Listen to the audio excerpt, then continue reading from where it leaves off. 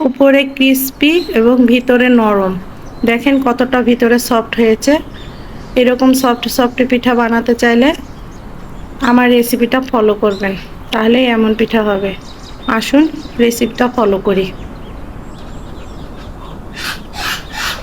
নীল আকাশে সাদা মেঘের ভেলা, এতে ধরা দিয়েছে শরৎকাল।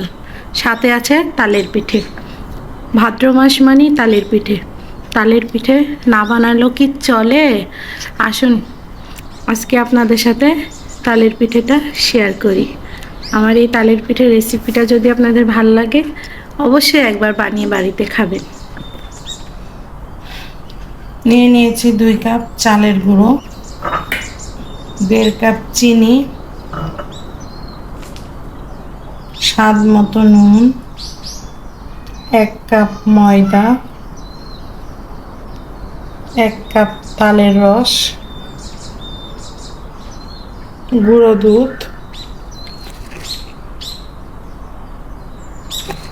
2 টেবিল চামচ গুঁড়ো দুধ দিয়ে দিলাম,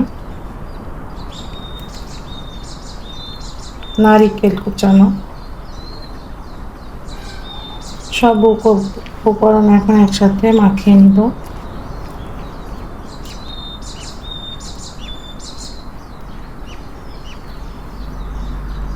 আমার ব্যাটারটা ভালোভাবে মাখানো হয়ে গেছে। একটু শক্ত শক্ত করে মাখিয়েছি।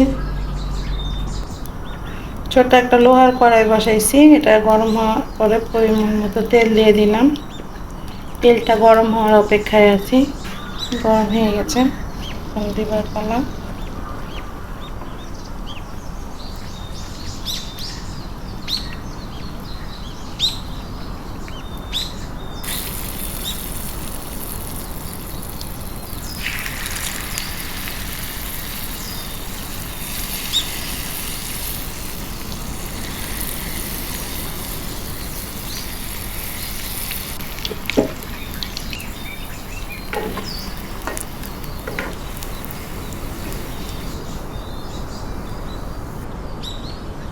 বানানো হয়ে গেছে আমার ফুলকো ফুলকো তালের পিঠা।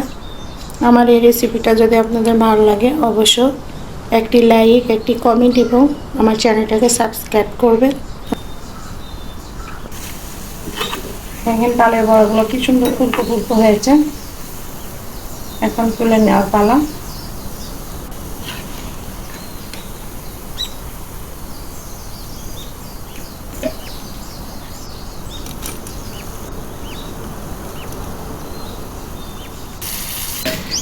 এইভাবে আমি সবগুলো ভেজে নেব। বানানো হয়ে গেছে আমার ফুলকো ফুলকো তালের পিঠা। আমার এই রেসিপিটা যদি আপনাদের ভালো লাগে, অবশ্য একটি লাইক, একটি কমেন্ট এবং আমার চ্যানেলটাকে সাবস্ক্রাইব করবেন।